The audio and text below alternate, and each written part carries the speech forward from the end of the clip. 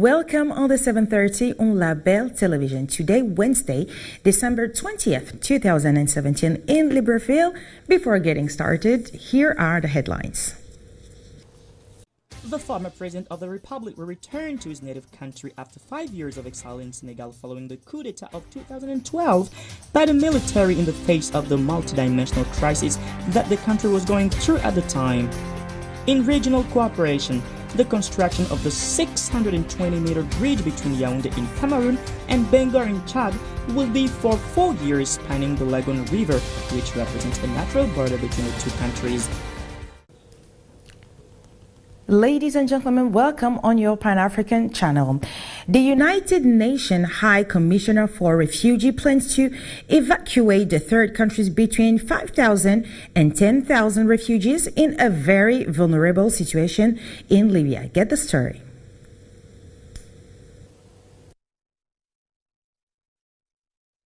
In 2018, we will try to send between 5,000 and 10,000 most vulnerable refugees to third countries, said Roberto Mignone in an interview.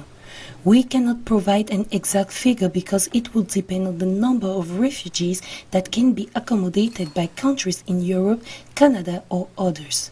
On December 11, UNHCR had already issued an urgent appeal to receive by the end of March 2018 some 1,300 extremely vulnerable refugees stranded in Libya. The country, which has become the hub of illegal immigration to Europe, has been under fire since the media broadcast images of a slave market.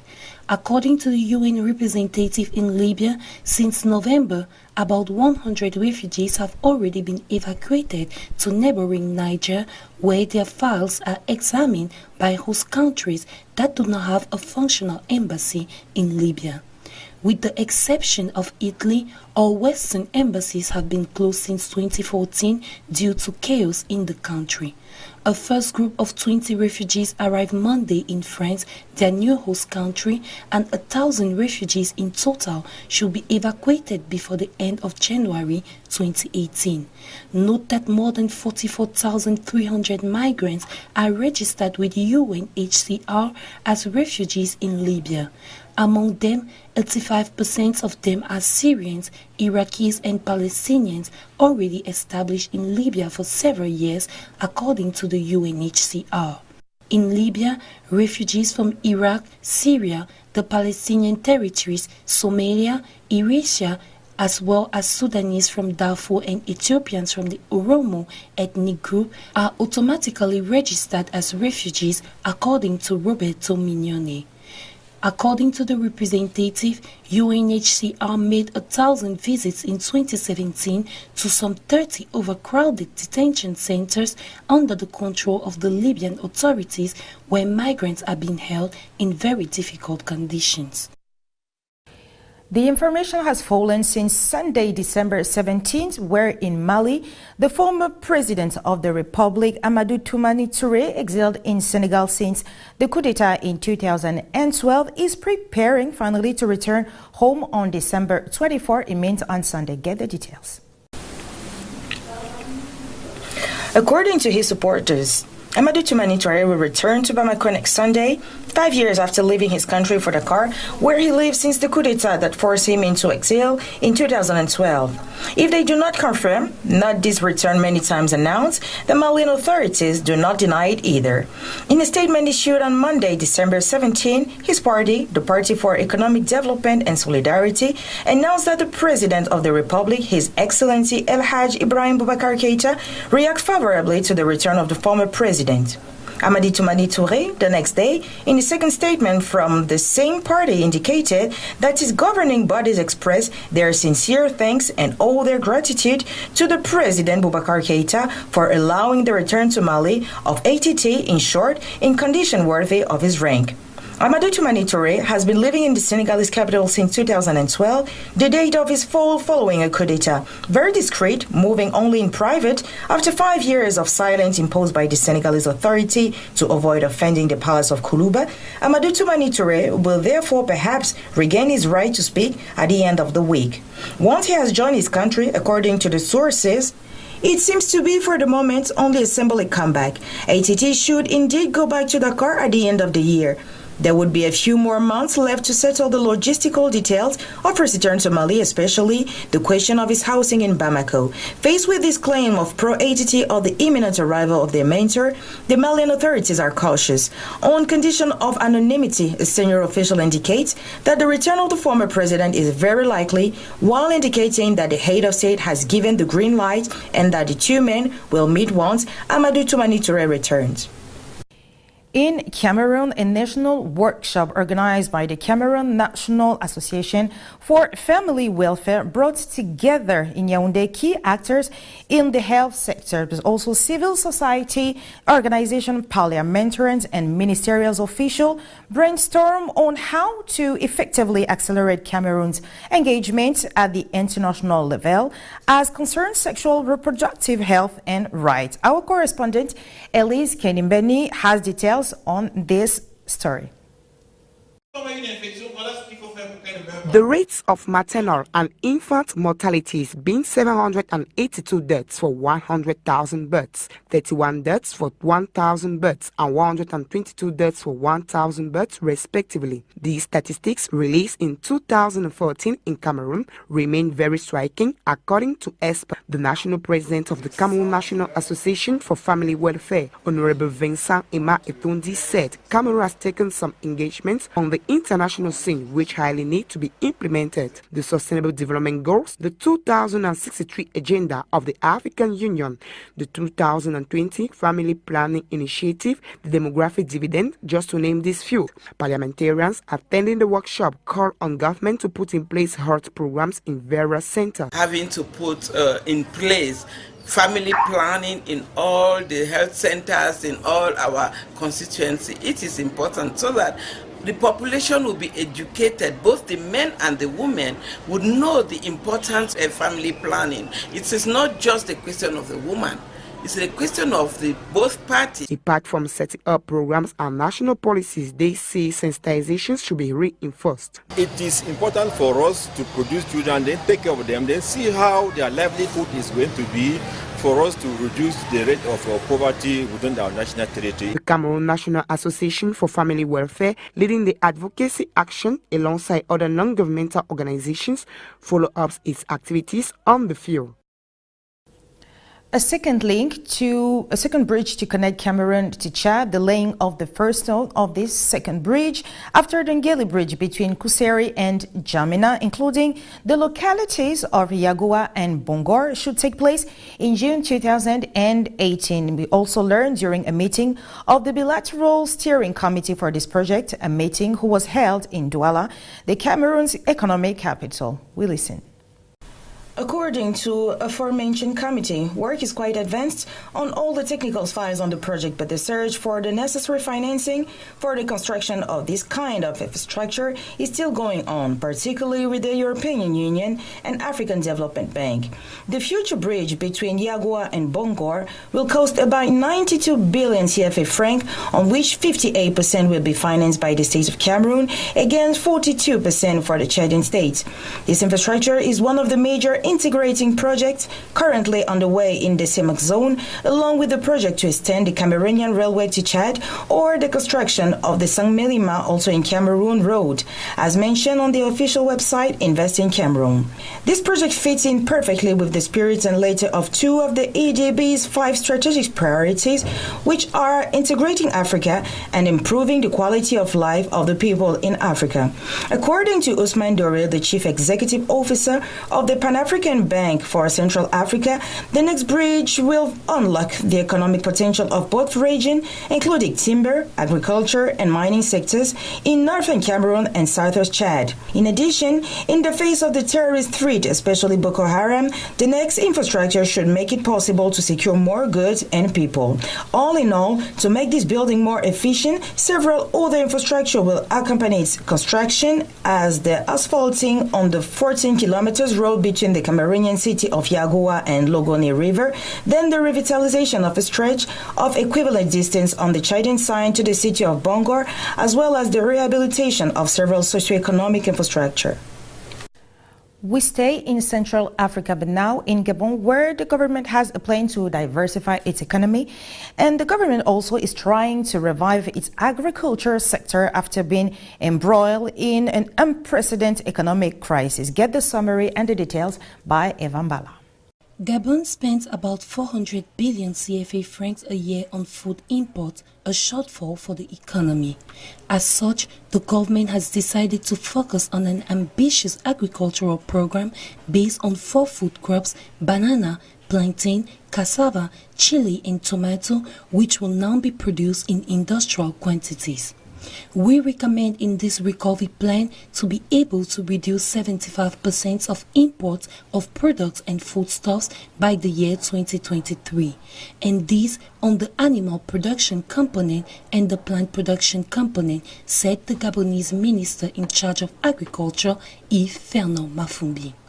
In a country where the production of staple crops is generally limited to smallholders, to achieve food self-sufficiency or to reduce import costs, a more inclusive government policy is desired by farmers. Also, several infrastructures are under construction in the economic zone of COP, 21 kilometers of Libreville, to enhance the production of cocoa and rubber. The cost of the 5-year project is estimated at a little over 91.8 million euros. Lead the transformation of PricewaterhouseCoopers in the sub-Saharan African Francophone countries to better support its customers in their transformation, but also primarily digital, but also cultural. This is the goal set by the 45-year-old Nadine Tinen, who was just appointed regional senior partner of PricewaterhouseCoopers for sub-Saharan Francophone Africa. Watch the elements.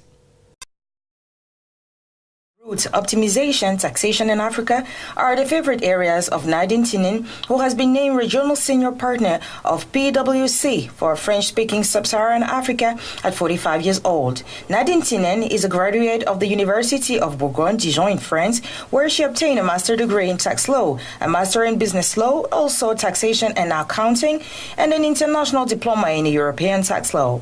She's also a specialist in taxation. She has developed over her 20 years of experience and expertise in business consulting.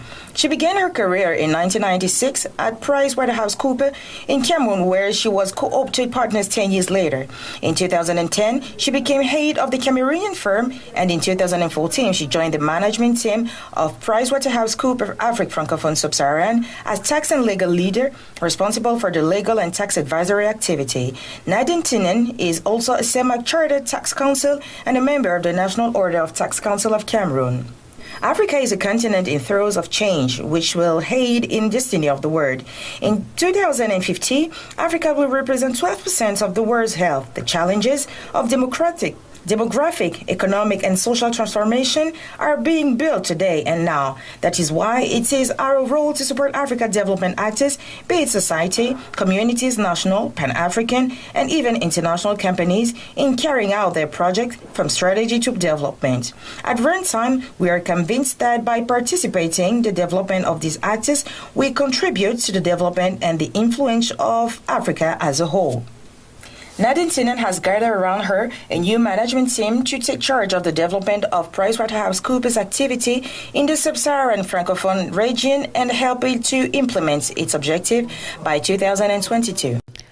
A word in culture now, where the famously little brother or Maître Gims, Jaju Juna Nsukula, is the son of Juna Jandana, and the 26-year-old crooner has made a name only in a few months by singing Love and Heartache. More details by Georgina Mpiga. Aujourd'hui je suis fatigué, je t'ai regardé dormir. Et si ma voix peut t'apaiser, je chanterai pour toi toute la nuit. Danju Juna Sungala is well known as a musical artist, but wasn't born under a lucky star, but was instead born under a constellation of stars, such as his father Jujana, who originated from Congo and is a rumba tenor. Danju was born in a family of 15 children, which has several singers. This young man of 26 years old grows mostly in the shadow of a certain Master Gims who is 5 years older than him. Dandrew used to accompany his brother to the studio, then decided by accident to make a career in music, which led to the success of breaking into the hearts of young ladies. Today, more than 52 million viewers on YouTube convinces him that he never made a mistake. The pretty boy becomes a boy band all by himself who sings about love, his joys and his failures to a feminine public. The family circle no doubt counted again with, in addition to male figures in voice and gold records, a mother fan of religious music. I grew up with rappers. I have a certain credibility on this side. We can make sounds together without being ashamed. Smiles, the artist who claims to have 250 sounds in reserve for future albums. Je l'ai promis à ton papa, je vais prendre soin de sa fille. Tu fais partie de ma famille, Dieu sait combien j'aime ma famille. S'ils te demandent, c'est qu'ils sont curieux. S'ils te redemandent, c'est qu'ils sont envieux. More about African prodigy, but now a Ghanaian-born speed skater has just made history by becoming the first black woman named to United States Olympic speed skating team. Listen to Georgina Mpiga. Mami Beni is a 17-year-old woman originated from Ghana but went to the United States at the age of 5 to join her father. Nevertheless, people say she was born as a speed skater and will now represent the United States as the next year's Winter Olympics scheduled to take place in South Korea. Speed skating is described as competitive skating on speed skates. The United States Olympics website wrote about her saying that in the women's 500 meter, Maime Beni dominated from start to finish to become the first black woman named to a U.S. Olympic speed skating team. Maime dominated 3 other competitors in the 500 meter short track trials held in the Utah Olympic Oval last weekend. In an emotional post-qualification interview, she says, "It's crazy awesome. I dreamed about this moment since June and I'm so happy right now, and that I reserve praise for my father who has been through all my practices with me and watches me every day and gives me tips. I love him for that." A word in sport to end this edition, where Nigerian football fans had the privilege to watch a football match with their star and icon fresh and ex-Arsenal striker Thierry Henry. In the same line, the star was coordinated. I gave all goals. Gauthier Perchano has more details.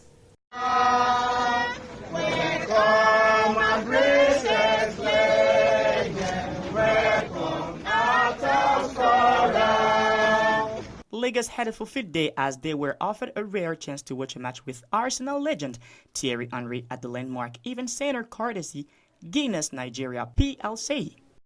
Henry, who was fondly called Igwe by his numerous Nigerian fans, was also coronated as he was labeled the king of goals.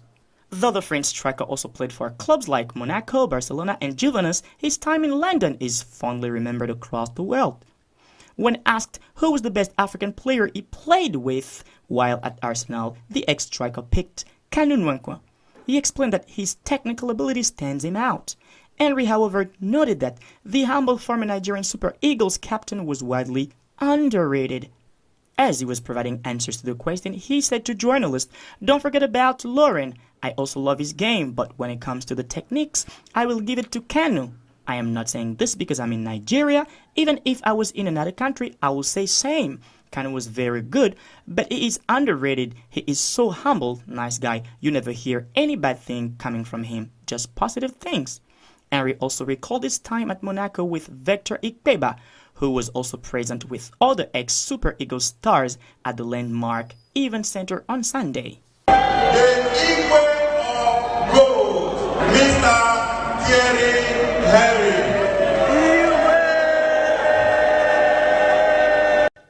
Ladies and gentlemen, thank you for choosing Label Television to inform you. Please stay tuned for the upcoming news in French. We'll be back tomorrow, same place, same hour, same channel. Good night.